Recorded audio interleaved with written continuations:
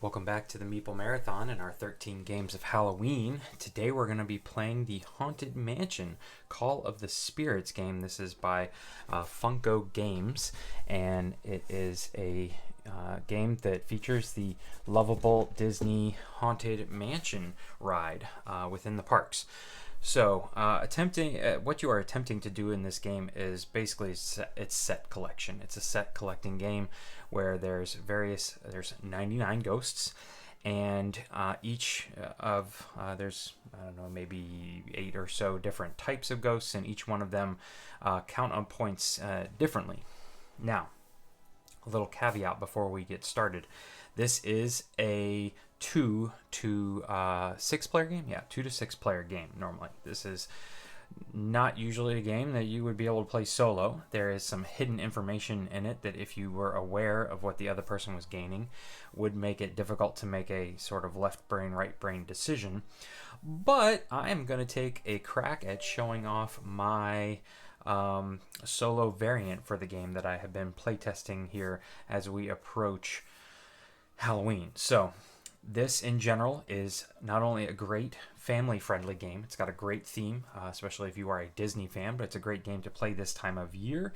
And again, it is basically just about set collecting. So children, even though they can't necessarily read the cards, can easily say, all right, I'm going to be going after the green ghosts or the red ghosts or the special ghosts. And they can pretty easily pick up on that. Also, there is an element to the game that is called dueling, where you use these dials here and you are secretly betting on how many haunt cards you're willing to take to steal a card from another player. Now, I've heard people really like this, but I think that this would be more for if you were playing with adults and everybody's friendly with each other. I would not recommend utilizing these in a game with kids, at least until they kind of get the understanding of the game. So really all this does is give you a chance to steal a card from someone else if you really need to complete a set. I don't feel like it's necessary to be able to play the game. So we're just going to completely cut that action out of the game in order to play solo. So let's quickly talk about how you actually play the game here.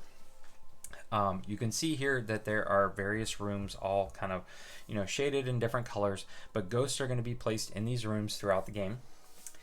And you, if you are standing in this hallway area that is outside the room, are able to collect those ghosts up to 3 per turn. You get 3 actions when it's your turn to do things like move, pick up ghosts, discard haunt cards, which we'll talk about here in a second, duel, which we just talked about and we're not going to be doing, and rotate the hallway. You can see that this hallway actually spins around, because you're never actually going to leave the endless hallway here. Think of this as like the ride that you are on your car, and you never actually are able to get off the ride and walk into the Haunted Mansion. You just have to view it from the endless hallway. Now you can step back into the seance room, which is the center here, and then from there step anywhere else, but you only ever step into the hallway section. You can, though, as an action, rotate the hallway any amount that you want. So you could rotate it all the way around. So there is a way with one action to go from here to here.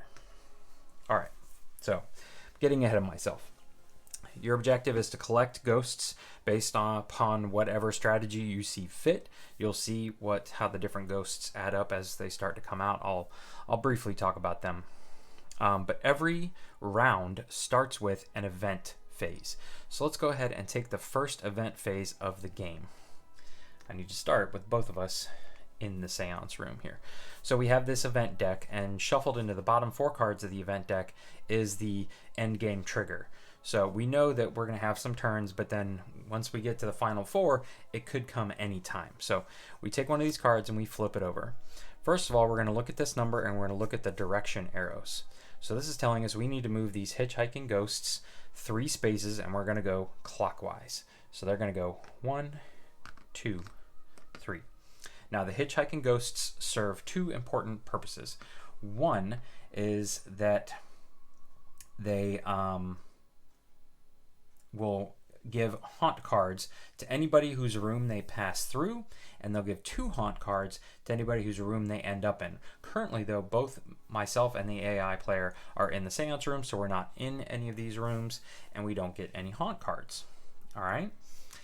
If, however, say I had been here and the AI had been here, and he had done this action, I would have gotten 1 haunt card when he passed through here, and when he ended here, we would have given the AI 2 haunt cards. Also, where the Hitchhiking Ghost miniature is where you start placing ghosts during the place ghost portion of this phase, which happens at the end of the event phase.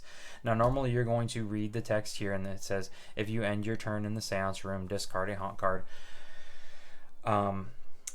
We are not necessarily going to worry about that right now, but what you would do next is draw cards off the top of the ghost deck equal to the number of players plus 3. So in this game, playing with 2 players, we're always going to be drawing and adding 5 ghosts to the mansion.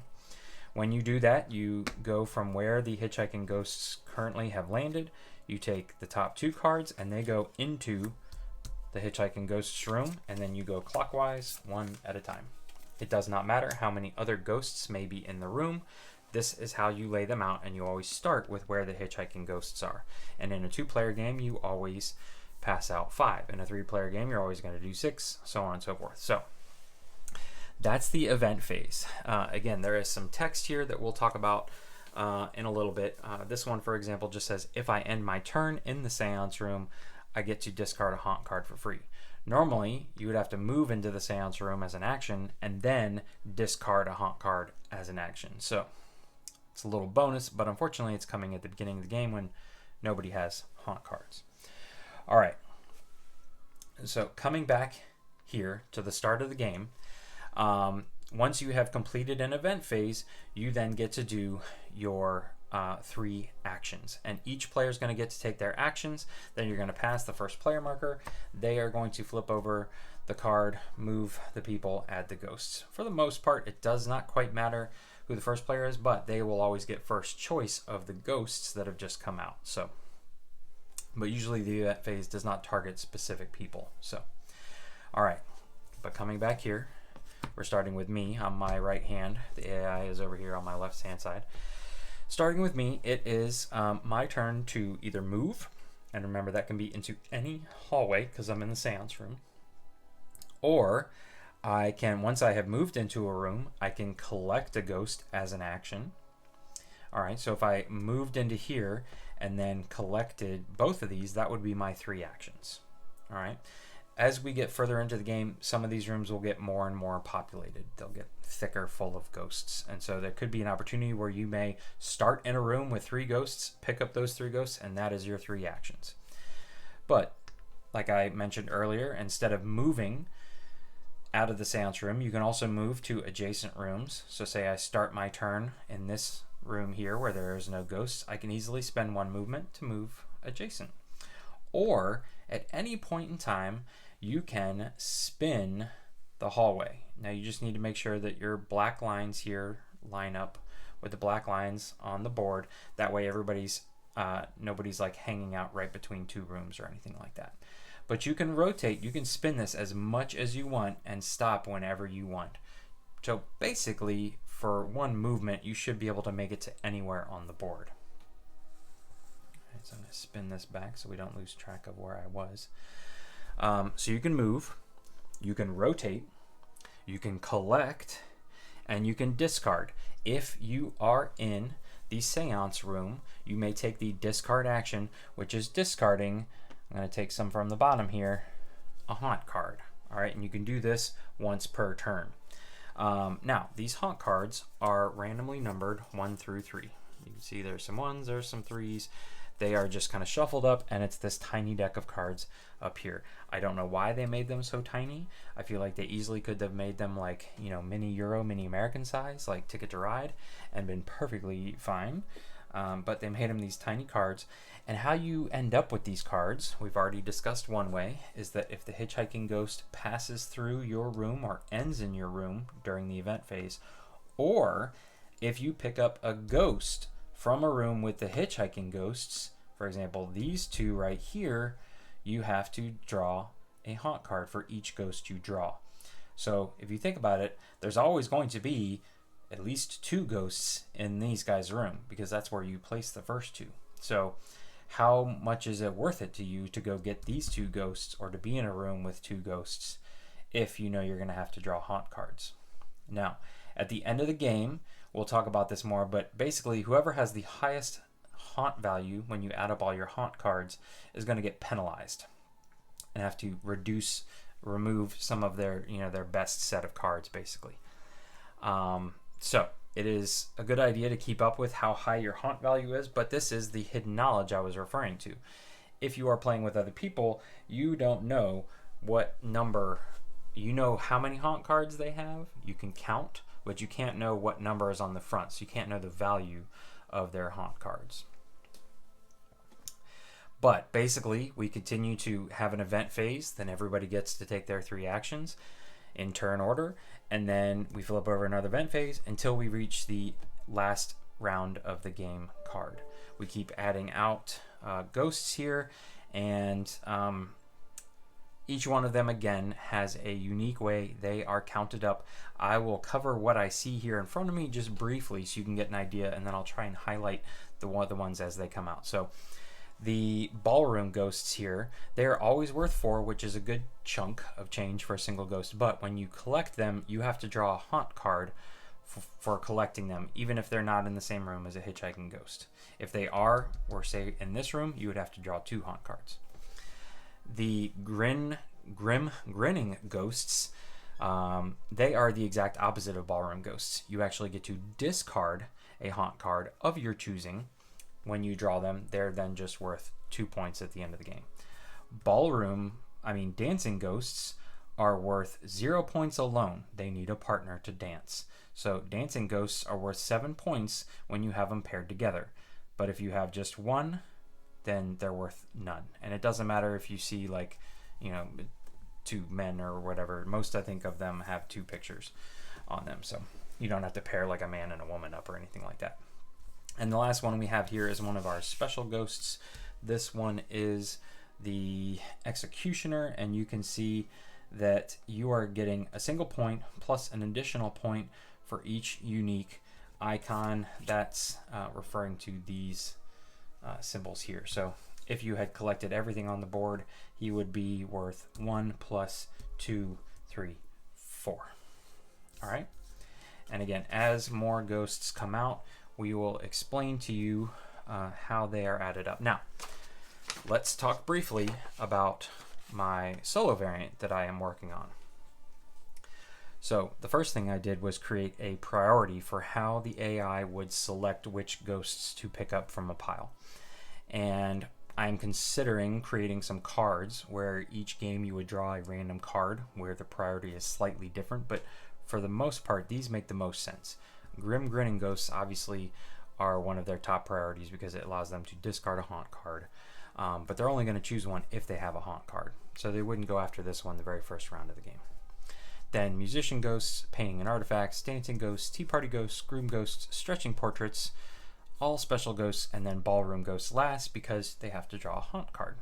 So again, I may consider creating randomized lists of this and putting them in card format for a print and play.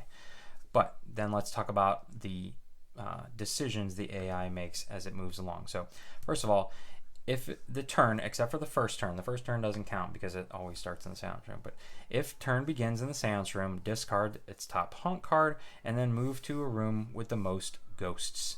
Draw a ghost card based on the above priority. It's only going to be 1 because you've taken an action to discard a haunt card, you've taken a second action to move, your third action is simply going to be draw a ghost based on this priority. But say you don't start in the seance room. If it's out in the hallway, if its current room contains 2 or more ghosts, draw up to 3 ghosts using the priority above. If only 2 ghosts are available, move into the seance room as its final action. I need to add that text on there. So it's basically going to collect 2 ghosts, and then it's going to say, all right, I'm going to get rid of a haunt card at the beginning of my next turn. If the current room has 1 or less ghosts, so say it was here, and there's an opportunity to move to a spot where there's more, it's going to move whether it moves adjacent or it spins the room, it's simply going to position itself into the room, wherever it is on the mansion, with the most ghosts. And then it's going to draw 1 to 2 ghosts based on the above priority. And again, if it ever has a spare action at the end that it can't do anything with, it moves into the seance room. If the AI If the AI is left with just 1 action and there are no more ghosts in its current room, it will move back into the seance room with its final action. So I believe, based on my playtesting, this covers all the scenarios that you might come across in making decisions for the AI. And a few more bullet points here. The AI does not pay attention to any text on event cards. So when it draws an event card, we just look at the number. We don't care about the text underneath. Anytime the AI draws a haunt card, it's added to a face down pile. So we're not going to know what it's getting for haunt values. And then if it discards a haunt card, it's simply going to take from the top of that pile. And if the AI is instructed to move the hitchhiking ghosts, which it will do if it draws a tea party ghost, it's going to move it towards us as the player, and if there's a tie, it's going to move clockwise. Finally, the AI does not lose points at the end of the game if they have the highest haunt value. The human player will. So basically, we are just trying to keep our haunt value low so we're not the ones losing points. But since the AI draws pretty randomly and it's going to be harder for it to really think about sets it wants to create and things like that, they are not penalized for drawing a lot of haunt cards, which more than likely they will. But you still can't go willy-nilly as the human player and allow yourself to gain a lot of haunt cards. So with those rules out there, let's go ahead and continue our game using my AI rules. And if nothing else, this will kind of show off Haunted Mansion Call of the Spirits game as part of our 13 Games of Halloween, which is a great little family weight game to have. All right, so it is my turn. We've already done all this stuff. We're going to make me the blue player. And gosh, I'm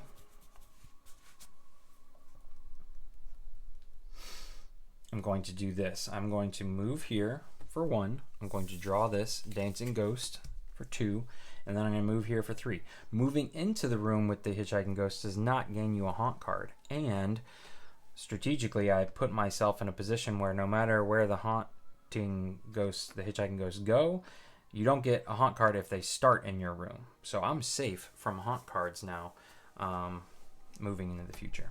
Okay, so let's move to the AI and go through the steps here. Is it in the seance room? It is, but it doesn't have any to discard, so it's going to move to the room with the most ghosts, which happens to be my room, my same room, and then it's going to draw both of these ghosts because there's only 2 ghosts. It's going to pick both of them up. It doesn't so much care about gaining haunt cards, so let's, there's its 1 and there's its 2. All right. So I probably should have thought about that this is where the AI would have gone. I positioned myself here to get that other dancing ghost and didn't even think about it, but such is life. Okay, so both of us have gone. We're going to pass this marker over here, and now we're going to go this way. So it's going to go 1. All right, so it only moved 1, but nobody is in this room, so nobody gains a haunt card. And since they are the first player, we are ignoring the text at the bottom. Now we're going to come over here and we're going to take 5 ghost cards, and starting with this first room, put 2 down, and 1, 2, 3 additional. Okay, so the AI is now the first player.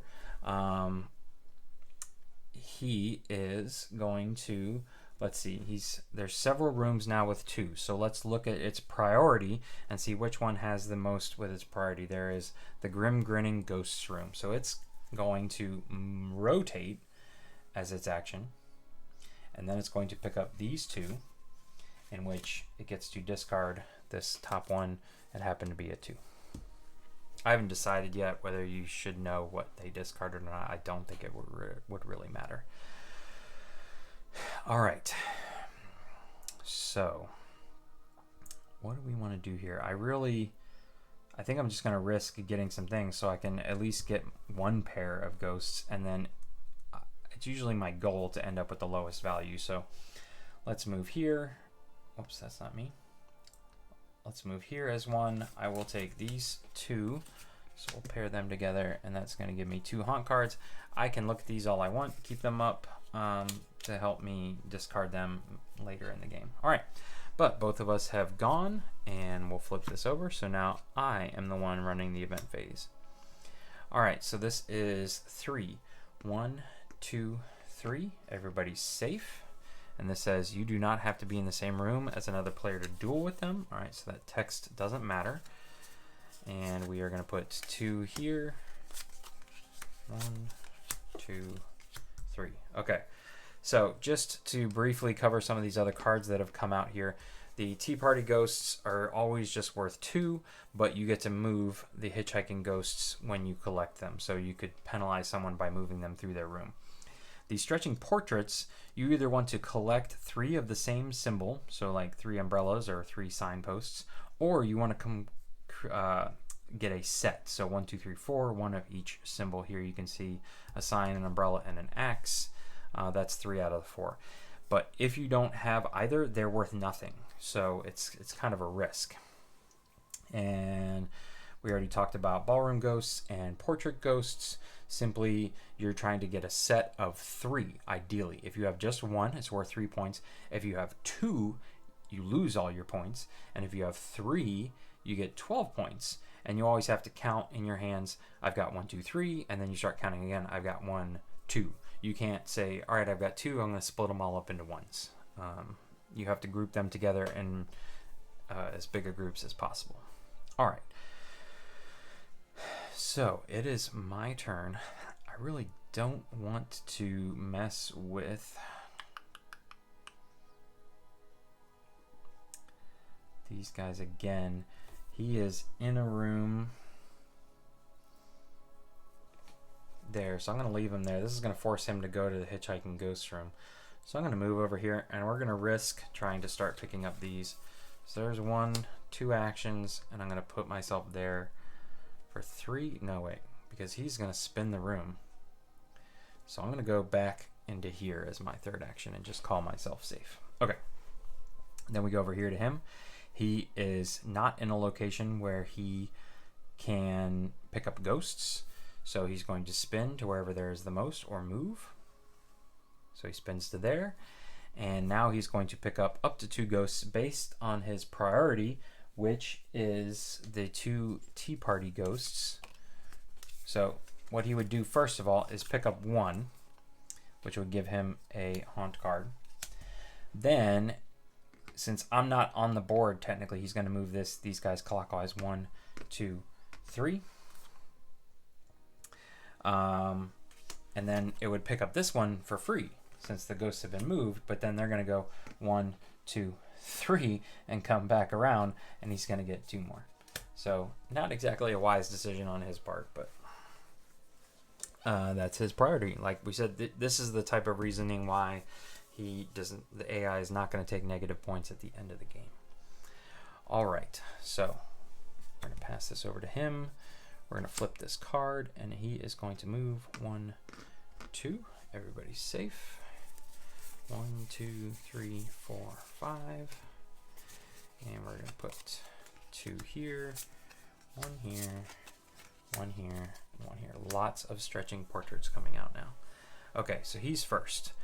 There is 1 or less cards in his spot. So he's going to move to the location that has the most. So he can move without spinning. So he's going to do that.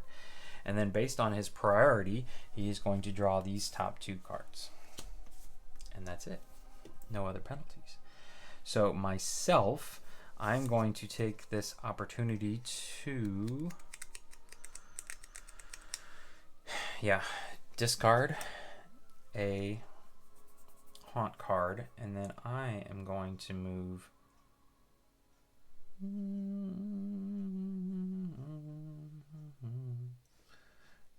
I'm going to move here, you never know, and draw this card. So that was my 3 actions. This will pass over here, and now it's my turn. So they are going 3 this direction. 1, 2, 3. So the AI is going to get 2 haunt cards. 1, 2. And if you end your turn in the endless hallway, you may immediately move into the seance room. Interesting. Okay. All right. So I'm first. So I want these 2 cards here. So we are going to go 1 and collect. And actually, let's do this. Maybe I don't want that. I was right here. So I'm going to spin. Tick. That was 1 action. And here is 2, 3. So I'll put those over here. And then I can move into the seance room for free. Because it's my turn, I can read the text on that card. All right, so the AI is now at a place with just 1 card. There is more on the board, so it's going to spin over to here, and it's going to collect these 2, which means it's going to collect a haunt card. All right. Okay. Play is going to pass back over here. He is going to take this, and this is going to go 1, 2, 3. So single haunt card for you. All right. And then we need to put out some ghosts. Did I forget to put out ghosts last turn? I feel like I might have, but that's fine. I feel like I may have missed putting out some ghosts. Boom, boom. And boom.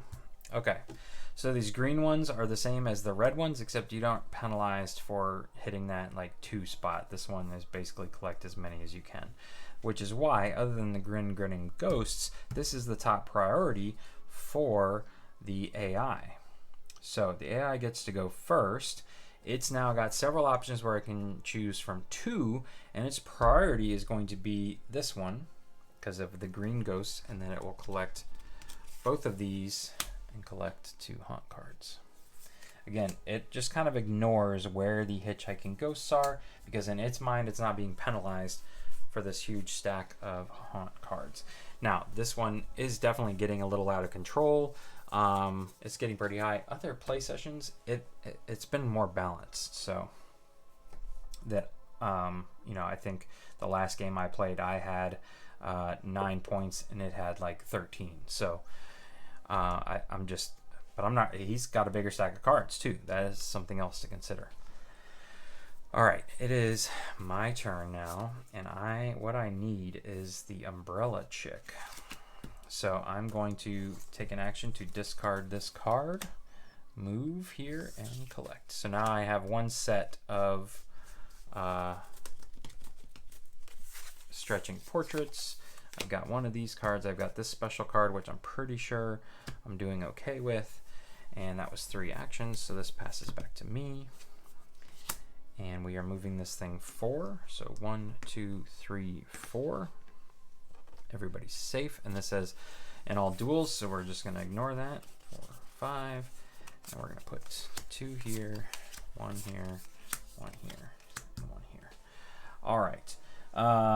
He is in a room with 1 or less cards, so he can move, and there is no grinning ghost. Oh, there is 1, but he wants to move to where there's at least 2. So then this becomes his priority. So wait, he wouldn't spin, he would move, and he's going to collect these 2. Yeah, this should have been over here, right? No. It should be my turn. It is my turn. It's my turn first. So I either need 2 more of these, or it's pointless to grab that one.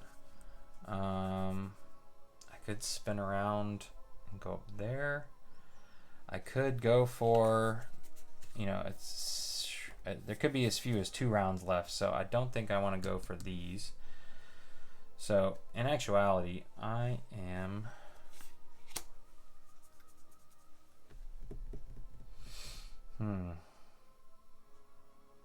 Gosh, I don't know what to do.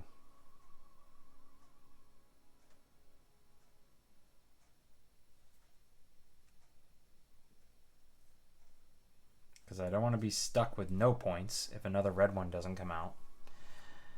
I guess I could go up there and get a...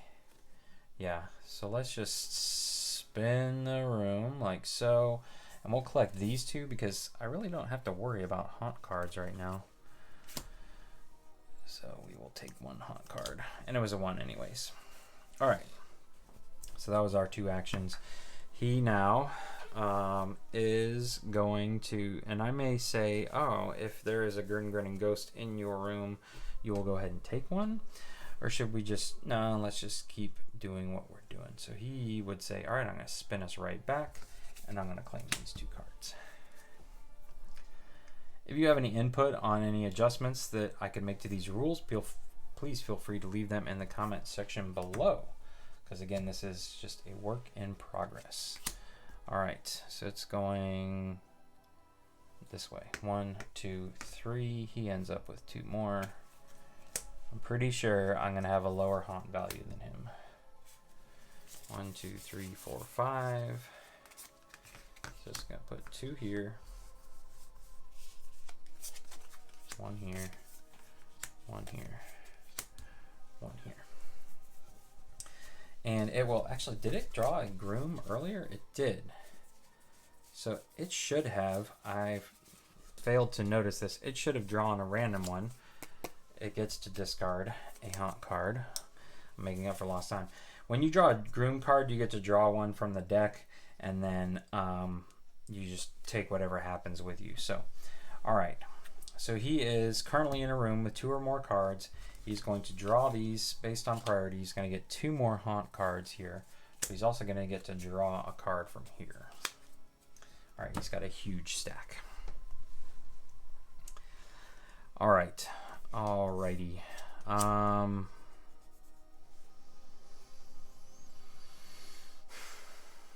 What do I want to do? I don't really need to worry about this. I mean, I could just go for it, but there's no sign one out.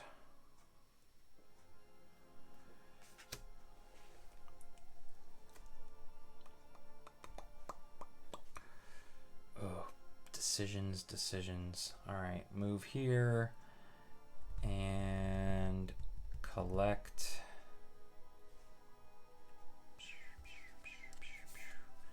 Yeah, these. Okay. All right. Yep. This is going to pass over, and anytime now we could see the end phase. So this is going to go 1, 2, nothing happens. Each time you collect a ghost card from the Hitchhiking Ghost's room, draw 2 haunt cards instead of 1. Oh my. 1, 2, 3, 4, 5.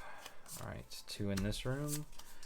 1 here, 1 here, 1 here. All right, so I am first.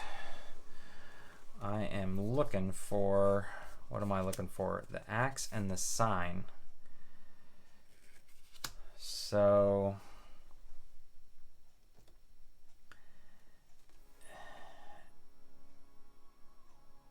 if I come down here, spinning this and draw these 2, I just need the sign now. All right, and now he is in a room with just 1 card. He is going to move to this room, and his priority is going to be painting and artifacts, followed by dancing ghosts. All right. This passes over to him. All right, it's just moving 1 this way. And we are doing 1, 2, 3, 4, 5.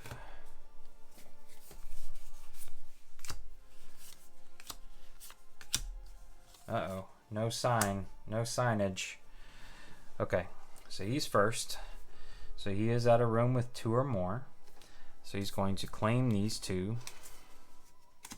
with his action. He's going to claim a haunt card for doing so.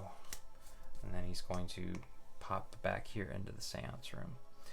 So now myself would like to start. I'm going to move here, and I'm going to go 1, 2, and draw this top card. And okay, I get to give this back. All right. Play passes over here. What's it gonna be? What's it gonna be? What's it? Nope, not yet. All right, so this goes 1, 2. Everybody's safe. 1, 2, 3, 4, 5.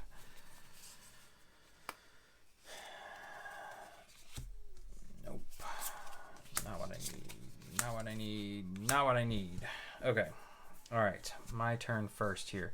This is 2 additional points per groom. I only have 1 groom. I could use some more green cards.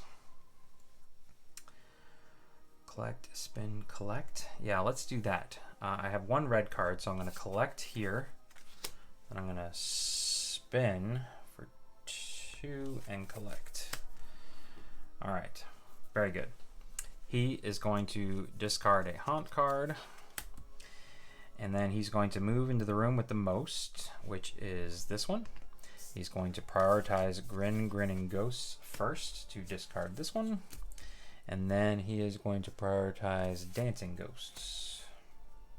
No, he only gets to take 1, because that was his 3rd action. All right, this passes over to him, and this must be it. All right, yes, final round. Okay, this is it. This is the moment of truth. First of all, this is going to go 1, 2, 3. So I take a haunt card. It's another just single.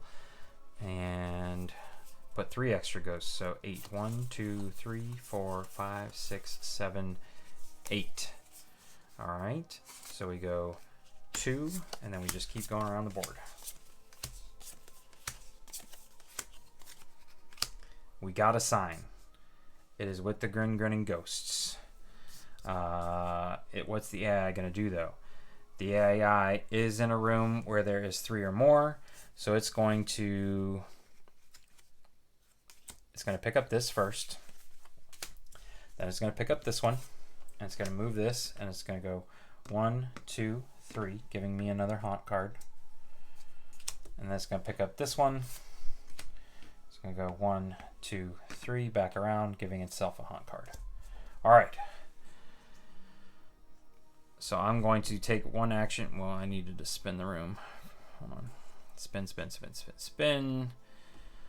And then I will pick up this sign, which is going to give me a haunt card. And I will pick up this one because I'm pretty sure I'm okay on haunt cards. All right. So that's it. Let's clean this up and let's go through final scoring now. Now, I'm pretty sure you guys can all agree with me that the AI took a higher haunt value. I mean, it's got a huge stack of cards. Did not do a very good job of discarding cards. Okay, and I ended up with just 5. So, no penalties for either side. All right, this is me, this is him. Hitchhiking Ghosts out of the way. All right, let's see how he scored. We'll divide these up together. These are all the same. We need to keep some piles here. Pairs, boom. These guys can be matched. These guys can go right there. And he's got a lot of cards. That goes there. That goes there. More of you. More of you. More of you. 1 special. And 1 of you. So let's count this guy first before we start passing all these up. He is 1, 2, 3, 4, 5, 6, 7, 8, 9. So this guy's 9 points alone, plus 10, 11. All right, and then here he's got 1, 2, 3, so that's 23, plus another 3 is 26. Then 2, 4, 6, 8, 10, 12, 14, so 40. He has 1 pair here, so 47. That one does nothing. He's got 2 here, so 51. 1, 2, 3. is 12 more, so 59, 69. And here he whiffed. He does not have 3 of a kind. He does not have a set. So 69, I believe I said the score was. Sounds like if he had had to lose something because he collected so many haunt cards, I believe his biggest count was this one. He would have lost all his red cards. So let's just keep those at the top, just to compare. All right, so let's look at me now. The score to beat is 69. So I have a set here, that's 18. And I should have another set here. Yep. So that's 36.